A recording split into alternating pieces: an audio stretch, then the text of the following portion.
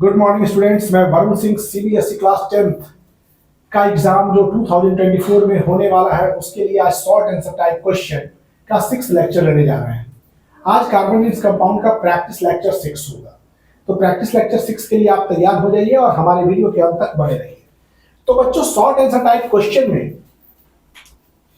First question है 3 millilitre of ethanol is taken in a test tube. 3 millilitre ethanol को एक test tube में लिया गया है और उसको लेकर के गर्म किया गया जेंटली इन वाटर बाथ, एक वाटर बाथ के अंदर। Okay, a 5% solution of alkaline KMnO4 और 5% सोल्यूशन किसका, एल्कलाइन पोटेशियम परमैंगनेट का, added first drop by drop, और उसमें 5% सोल्यूशन एल्कलाइन पोटेशियम परमैंगनेट का ड्रॉप बाय ड्रॉप इस सोल्यूशन में ऐड किया गया, इथेनॉल वाले सोल्यूशन में। देन एक्सेस, इसके बाद ड्रॉप बाय ड्रॉप पहले डालते थे, फिर बाद में एक्सेस डाल दिया गया। इसमें ए पूछ रहा है how 5% solution of KMnO4 is prepared. 5% solution potassium permanganate का कैसे तैयार किया गया। State the role of alkaline potassium permanganate. Alkaline potassium permanganate का क्या रोल है इस रिएक्शन में। Okay, what happens on adding in excess, क्या होता है जब इस पोटेशियम परमैंगनेट को एक्सेस ऐड करते हैं। Right chemical equation of this solution. अब इस रिएक्शन के लिए आपको केमिकल इक्वेशन देना पड़ेगा। तो फर्स्ट यू हैव ए, यहां पर ए का जवाब है 5% solution, 5% solution of potassium permanganate, solution of potassium permanganate KMnO4 is prepared by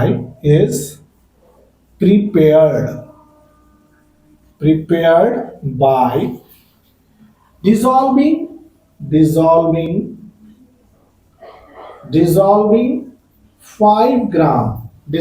5 gram of KMnO4 of potassium permanganate of KMnO4 in 95 gram of water, in 95 gram of water,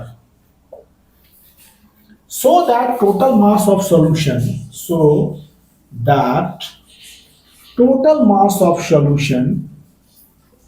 mass of solution is 100. Okay, total mass of solution 100 हो जाए। बच्चों, अब चूंकि 5% solution potassium permanganate का अर्थ हुआ कि 5 gram potassium permanganate और 95 gram water, 5 gram हो गया पोटेशियम परमैंगनेट। जो पोटेशियम परमैंगनेट है, 5% solution of KMnO4 is prepared by dissolving 5 gram किसका, पोटेशियम परमैंगनेट का 95 ग्राम वाटर में, so that total mass of solution is 100 gram. B question is, B में जो कह रहा है वो है B part, state the role of potassium permanganate. तो state the role of alkaline potassium permanganate in this reaction, what happen on adding it in excess. Potassium permanganate का role क्या है इस रिएक्शन में और क्या होता है जब इसको एक्सेस में दिया जाता है। तो बच्चों, एल्कलाइन पोटेशियम परमैंगनेट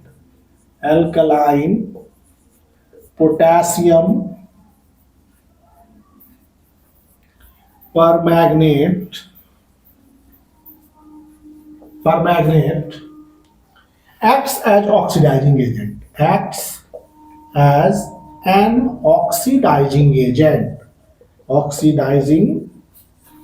agent, ये ऑक्सीडाइजिंग एजेंट के रूप में काम करता है। If excess of alkaline KMnO4 is added, if excess of alkaline KMnO4 is added, excess of alkaline potassium permanganate is added, is used, यहां पर used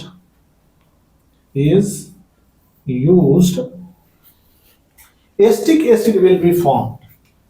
Acetic acid will be formed. Acetic acid बन जाएगा because access डालने पर strong oxidising agent है CH3 CH2OH. This is ethanol. चूंकि ethanol 3 millilitre था, उस पर एक्सेस पोटेशियम परमैंगनेट डालने पर आपका क्या हो जाएगा, ये स्ट्रॉन्ग एसिड ये एसिड में बदल जाएगा. यहां पर पोटेशियम परमैंगनेट यूज करेंगे तो एल्कलाइन पोटेशियम परमैंगनेट यूज करेंगे. तो यहां alkaline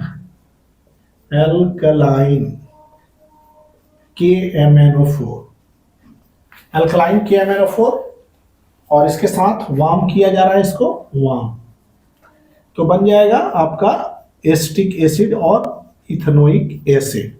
this will form with liberation of with water. Okay, तो एल्कलाइन पोटेशियम परमैंगनेट एक ऑक्सीडाइजिंग एजेंट है. अगर इसका ज्यादा प्रयोग किया जाएगा तो वो अल्कोहल को एसिटिक एसिड में बदल देगा और रिएक्शन जो है इस तरह से फॉलो होगा. Third, right chemical equation. ये सी पार्ट है केमिकल इक्वेशन. ये ए बी और ये सी, ये सी पार्ट है केमिकल इक्वेशन का. ओके, ए हो गया, ये बी और ये सी, तीनों पार्ट्स हैं. यहां भी है ए बी और यहां सी.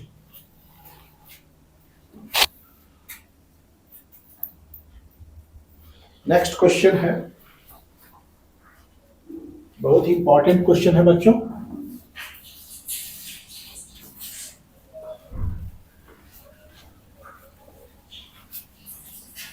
अब अगला प्रश्न जो है आपको एग्जाम्स के लिए बहुत ही इंपॉर्टेंट है ये सवाल.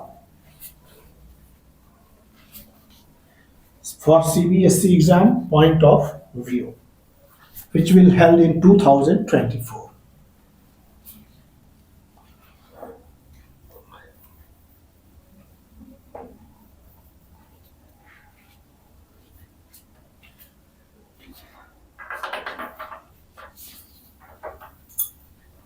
अब क्वेश्चन है, name 2 oxidizing agent. Question 2 is name 2 oxidizing agent. Oxidizing agent, 2 oxidizing agent का आपको नाम लिखने हैं. That are used for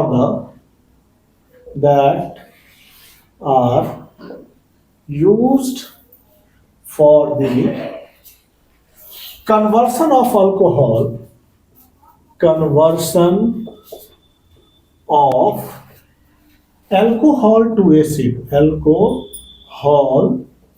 to acid. Conversion of alcohol to acids. 2 oxidizing agent का नाम बताना है जिसका यूज किया जाता है अल्कोहल को एसिड में बदलने के लिए. तो इसके बाद है distinguish between ethanol and ethanoic acid. Distinguish between ethanol and ethanoic acid.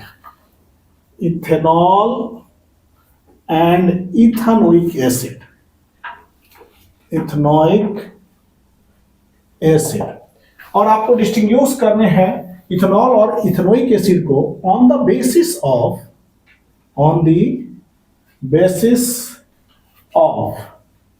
A, litmus test के आधार पर, एंड बी रिएक्शन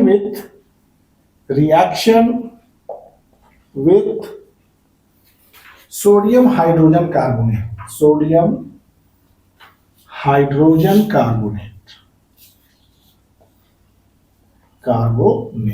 ये आपके क्वेश्चन है. Reaction with sodium hydrogen carbonate.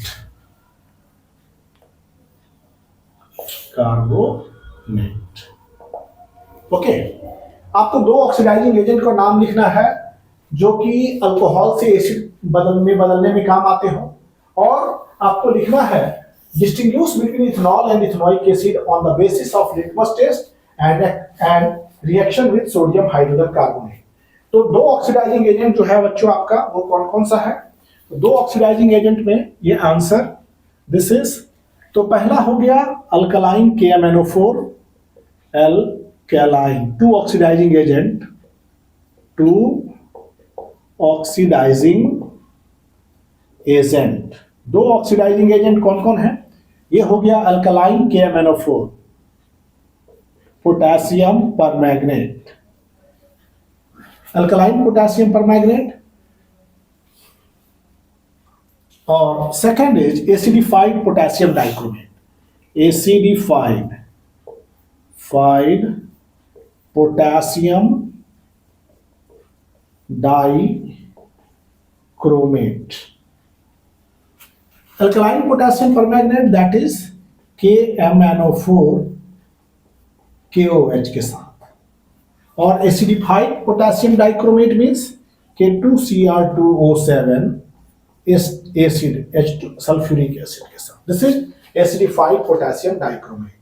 Okay, तो ये तो दो ऑक्सीडाइजिंग एजेंट के नाम लिखे। अब अल्कोहल और इथेनॉल और इथेनोइक एसिड में डिफरेंस लिटमस टेस्ट और सोडियम हाइड्रोजन कार्बोनेट टेस्ट के आधार पर करना है।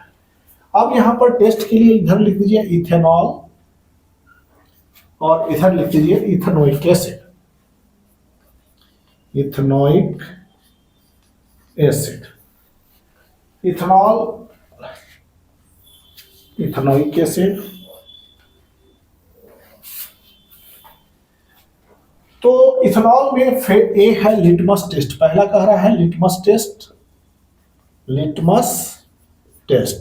तो बच्चों याद रखिए कि इथेनॉल कोई लिटमस टेस्ट नहीं देता है, मतलब लिटमस टेस्ट का no effect, no effect. And sodium hydrogen carbonate test में क्या होता है? Sodium hydrogen carbonate, carbonate, sodium hydrogen carbonate, इसमें क्या होता है? इस पर भी इसका no effect, no effect. Okay, ethanol का ना ही लिटमस टेस्ट पर का प्रभाव पड़ता है, ना ही सोडियम हाइड्रोजन कार्बोनेट के टेस्ट का प्रभाव पड़ता है, मतलब कि did not get the test of litmus and sodium hydrogen carbonate. अब इसमें क्या होता है? लिटमस का test, litmus test. Ethanoic acid litmus test कैसे देता है? ब्लू लिटमस चेंजेस रेड, चूंकि ethanoic acid is acid so it changes blue litmus red, it changes blue litmus red, blue litmus को रेड कर देता है। सोडियम हाइड्रोजन कार्बोनेट टेस्ट में carbon dioxide निकलता है, sodium hydrogen carbonate.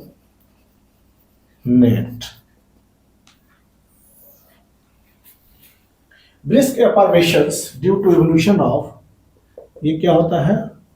Brisk effervescences, due to the evolution of, due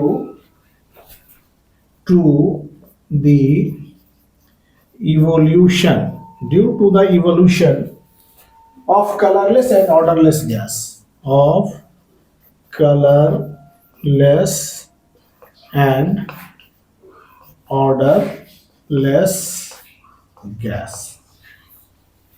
odorless gas कौन होता है? Carbon dioxide. Okay, gas carbon dioxide. ये तो ये ऑक्सीडाइजिंग एजेंट जो यूज होते हैं अल्कोहल को एसिड में बदलने के लिए, वो कौन कौन से हो गए? एक हो गए अल्कलाइन पोटेशियम परमैंगनेट और दूसरा हो गया एसिडिफाइड पोटेशियम डाइक्रोमेट। ये दोनों ऐसे एजेंट हैं जो इथेनॉल को एसिड में डायरेक्ट कन्वर्ट करते हैं। दूसरा इसमें क्वेश्चन था कि डिस्टिंग्विश करना है इथेनॉल और इथेनोइक एसिड को on the basis of litmus test और सोडियम हाइड्रोजन कार्बोनेट टेस्ट के आधार पर। तो बच्चों इथेनॉल ना ही लिटमस टेस्ट देता है, ना ही सोडियम हाइड्रोजन कार्बोनेट का टेस्ट देता है, आप एकदम माइंड सेट करो। और यहाँ पर इथेनोइक एसिड लिटमस टेस्ट के साथ, चूंकि एसिड है तो ये ब्लू लिटमस को रेड कर देता है, और सोडियम हाइड्रोजन कार्बोनेट क्या होता है कि कार्बन डाइऑक्साइड का इवोल्यूशन करता है with brisk effervescences. Next question, ये भी बहुत ही question third,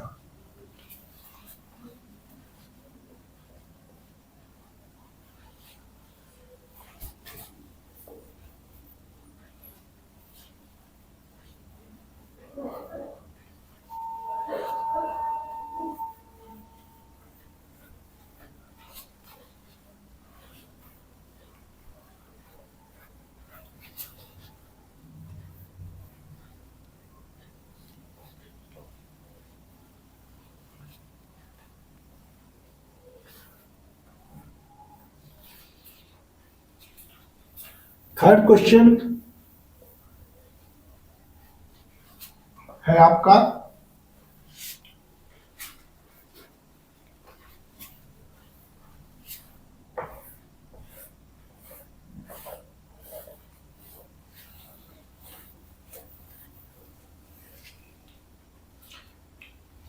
third question is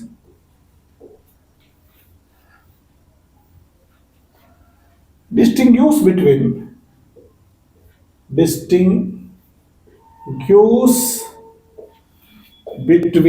आपको डिस्टिंग्यूश करना है एस्ट्रिफिकेशन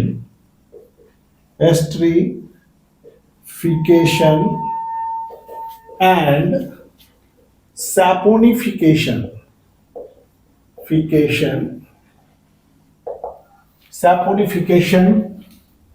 रिएक्शन। एस्ट्रिफिकेशन और saponification reaction of organic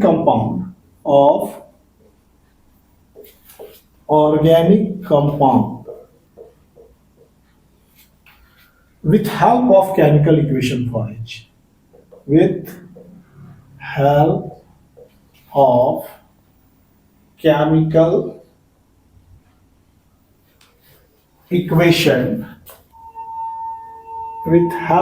chemical equation for each. What is use of A? First is ester, B is saponification, दूसरा है सैपोनिफिकेशन प्रोसेस, दोनों का यूज लिखना है आपको बच्चों। पहले डिस्टिंग्विश करना है एस्ट्रिफिकेशन एंड सैपोनिफिकेशन। तो answer is here you right esterification and यहां पर यूज कीजिए सैपोनिफिकेशन।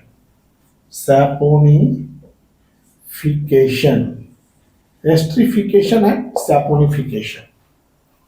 तो इस रिएक्शंस के बीच पहले डिफरेंस यूज कीजिए और फिर इसका यूज लिखिए। It is a process, esterification क्या है? It is a process in which, esterification क्या होता है बच्चों? It is a process in which alcohol and carboxylic acid, esterification में अल्कोहल एंड कार्बोक्सिलिक एसिड आपस में कंबाइन करके एस्टर फॉर्म करते हैं which have fruity smell, sweet smelling test है, और कॉन्क H2SO4 के प्रेजेंस में ये होता है। It is the process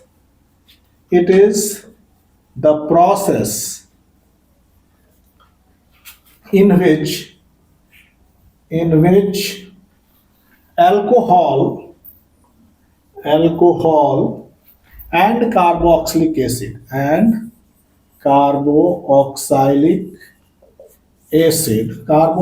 acid combine in the presence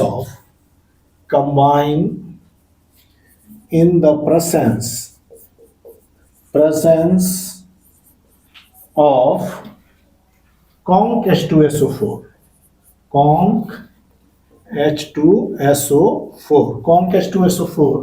to form ester, बनता है इसमें ester, form ester. Esterification reaction में एस्टर बनेगा और रिएक्शन होगा कार्बोक्सिलिक एसिड और अल्कोहल के बीच। जैसे कि ethanoic acid CH3COOH plus ethanol in presence of, here use conc H2SO4, conc sulfuric acid, you will get ester plus water, ester plus water. Here H your water.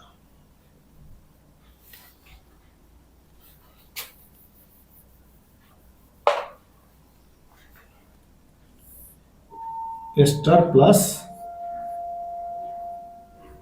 water. This is what H2O है,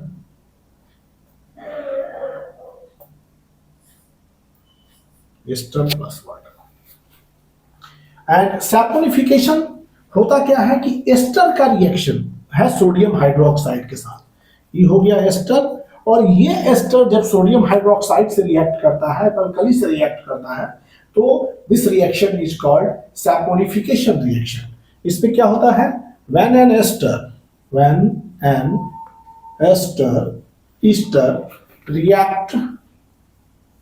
react with sodium hydroxide, sodium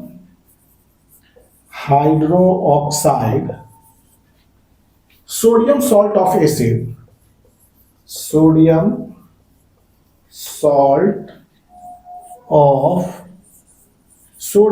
of acid, and alcohol is formed, and alcohol is form और alcohol बनता है.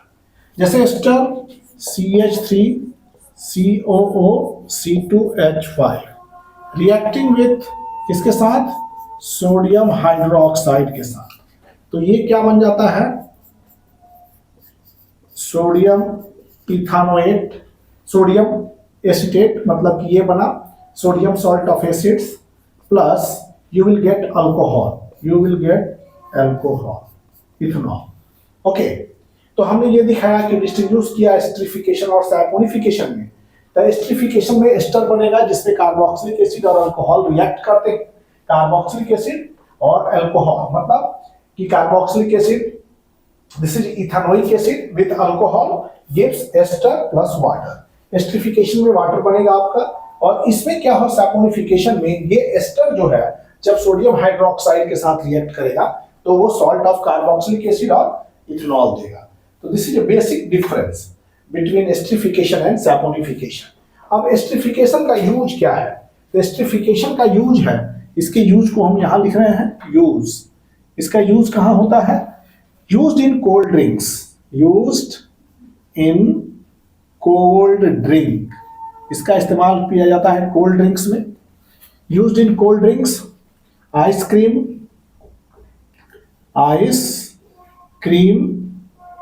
Perfumes and artificial flavouring agent, और artificial flavouring agent में इसका इस्तेमाल किया जाता है.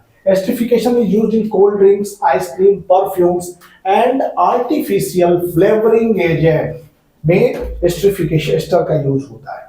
सैपोनिफिकेशन में इन the manufacture of shop. Okay, in saponification process ये कहां यूज होता है, it is used in manufacture of soap, in manufacture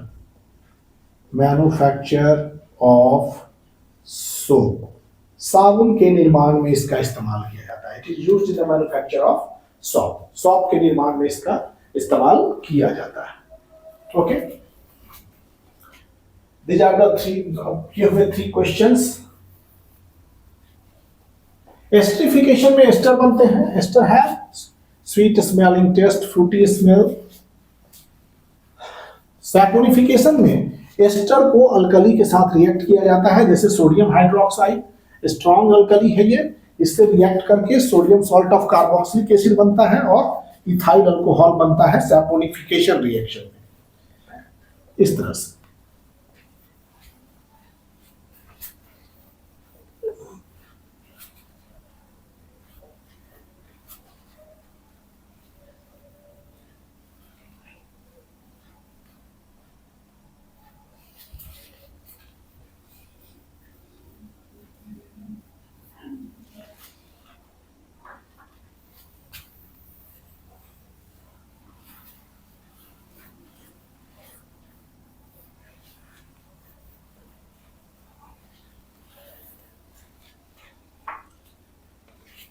अब क्वेश्चन है बच्चों, question fourth, carbon prefers to share, carbon prefer to share its valence electrons. Carbon prefers to share its valence electron with other atom of carbon, with other atom of carbon. Carbon prefers to share its valence electron with other atoms of carbon or with atoms of other element, or with atoms of other element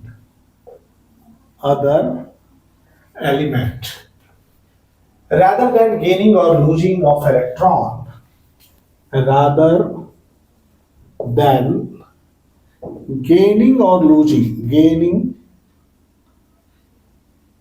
gaining or losing of electrons,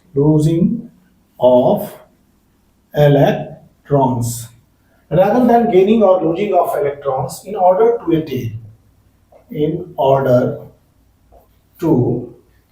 attain noble gas configuration, to attain a noble gas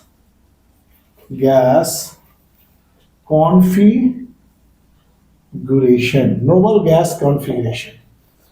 Okay. Give reason to justify the statement. Give reason to justify the statements. Okay. Carbon बच्चों prefers to share valence electrons with other atom of carbon. Carbon जो है दूसरे atom, carbon के दूसरे atom के साथ electron का share करता है, और दूसरे एटम के एलिमेंट के साथ भी, दूसरे एलिमेंट के एटम के साथ भी, rather than gaining or losing of electron.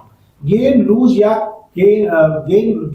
Electron lose या गेन करने की अपेक्षा जो कार्बन है वो इलेक्ट्रॉन को शेयर करता है ताकि नोबल गैस कॉन्फ़िगरेशन प्राप्त हो सके. आप give reason to justify the statement, इस स्टेटमेंट के जस्टिफिकेशन के लिए आप रीजन दीजिए. तो बच्चों कार्बन हैज एटॉमिक नंबर 6. आप सब जानते हैं कार्बन का एटॉमिक नंबर कितना होता है. कार्बन एटॉमिक नंबर कितना हो गया इसका, atomic number equal to 6. Carbon has atomic number 6 but it has 4 electron in its valence shell. Carbon का एटॉमिक नंबर अगर देखेंगे, कार्बन 6 न्यूट्रॉन भी है 6. तो इसके फर्स्ट सेल में how much electron 2. First shell has maximum capacity of 2, second shell है 4 electron. तो 4 इलेक्ट्रॉन आउटर मोस्ट में है, 2 इलेक्ट्रॉन्स इसके जस्ट इनर वाले सेल में. तो आउटर मोस्ट में कितना है 4. Its valence shell contains 4 electron. तो carbon has 4 electron in its valence shell. Carbon has 4 electron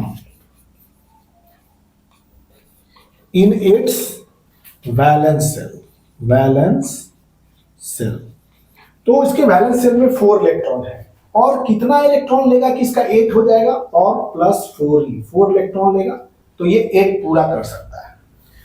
तो बच्चों इफ इट गेन्स 4 इलेक्ट्रॉन, अगर कार्बन 4 इलेक्ट्रॉन को गेन करते हैं, okay, if carbon gains 4 electron in order to complete its octet, अपने octet को complete करने के लिए, it will lead to the formation of C4 minus ion. तो जब ये 4 इलेक्ट्रॉन लेगा तो ये लेने के बाद इट गेट नेगेटिव चार्ज, तो जितना लेगा उतना नेगेटिव चार्ज इस पर हो जाएगा. इट हैज 4, अगर ये 4 इलेक्ट्रॉन और लेता है तो carbon will acquire C4 minus structures, C4 minus anion type structure ये हो गया. Okay, but the addition of 4 electron in its valence shell, लेकिन इसके वैलेंस सेल में 4 इलेक्ट्रॉन ऐड करने के बाद क्या हो जाएगा, अगर मान लीजिए कि वैलेंस सेल में ये 4 इलेक्ट्रॉन अलग से ऐड हो गए, okay, 2 3 4. If 4 electron get added to its valence cell, it will result in strong electrostatic repulsion. इससे क्या होगा कि इलेक्ट्रॉन इलेक्ट्रॉन के बीच का जो रिपल्सन होगा वो स्ट्रॉन्ग इलेक्ट्रोस्टैटिक रिपल्सन को झेलेगा। बिटवीन 8 इलेक्ट्रॉन्स, 8 इलेक्ट्रॉन्स के बीच में जो रिपल्सन होगा वो बहुत ग्रेट हो जाएगा। अगर वो 4 इलेक्ट्रॉन ले लेता है तो इलेक्ट्रॉन इलेक्ट्रॉन के बीच इंटर इलेक्ट्रॉनिक रिपल्सन, मतलब इलेक्ट्रॉन इलेक्ट्रॉन के बीच इलेक्ट्रोस्टैटिक रिपल्सन क्या होंगे, बहुत हो जाएंगे। And valence shell, hence it will be difficult for the nucleus, इसलिए ये न्यूक्लियस के लिए बहुत ही डिफिकल्ट हो जाएगा टू होल्ड 10 इलेक्ट्रॉन्स, इस 10 इलेक्ट्रॉन को होल्ड करना कठिन हो जाएगा। ओके, तो ये हो जाएगा। अगर कार्बन, देखिए कार्बन के वैलेंस शेल में 4 इलेक्ट्रॉन होते हैं, अगर कार्बन किसी तरह से 4 इलेक्ट्रॉन गेन कर लेता है तो ये 8 इलेक्ट्रॉन हो जाते हैं। तो 8 इलेक्ट्रॉन के बीच जो होता है ये इलेक्ट्रोस्टैटिक रिपल्सन होने लगेंगे। और एक न्यूक्लियस के लिए ये 2 इलेक्ट्रॉन और ये 8 इलेक्ट्रॉन होल्ड करना, क्योंकि कार्बन का साइज छोटा है तो उस छोटे साइज में इस 10 इलेक्ट्रॉन को होल्ड करना डिफिकल्ट हो जाएगा, hence it can not gain 4 electron. Okay, दूसरी तरफ से इस 4 और कार्बन के बारे में बता दें।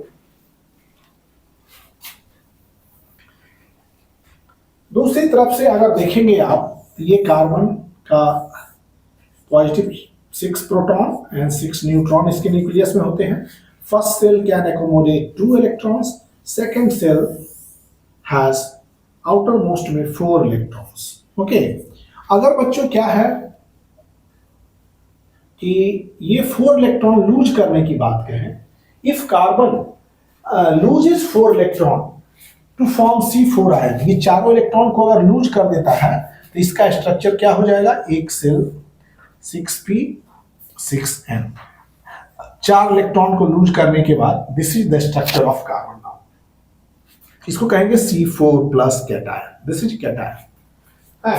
It would require large amount of energy, इस चारों इलेक्ट्रॉन को निकालने के लिए आपको बहुत ज्यादा मात्रा में एनर्जी चाहिए। Lot of energy is required for the removal of 4 electron from the valence shell of carbon atom. Okay, and hence carbon prefers to share, इसलिए कार्बन क्या करता है, शेयर करना ज्यादा प्रेफर करता है in its valence shell. And electrons with other atom के साथ भी यही प्रक्रिया इसकी होती है, इस एटम ऑफ अदर एलिमेंट के साथ भी यही कार्बन करता है। और carbon attain noble gas configuration and it forms, the bond बनाता है शेयर के बाद is known as covalent bond, and the bond formed by the sharing of electron is known as covalent bond. Okay, तो carbon can not gain 4 electron, neither it lose 4 electron. यही कारण है कि carbon नहीं क्या करता है कि गिव रीजन टू जस्टिफाई, हमने बता ही दिया, so carbon does like this. अब बच्चों ये चैप्टर 4 कार्बन एंड कंपाउंड का प्रैक्टिस लेक्चर 6 यही समाप्त होने जा रहा है। अगले बार फिर हम कुछ शॉर्ट आंसर टाइप 2 जो कि 3 मार्क्स के क्वेश्चन आंसर होंगे उनको हम लेकर आएंगे। और आप वीडियो को शेयर करें, सब्सक्राइब करें, लाइक करें और थैंक यू।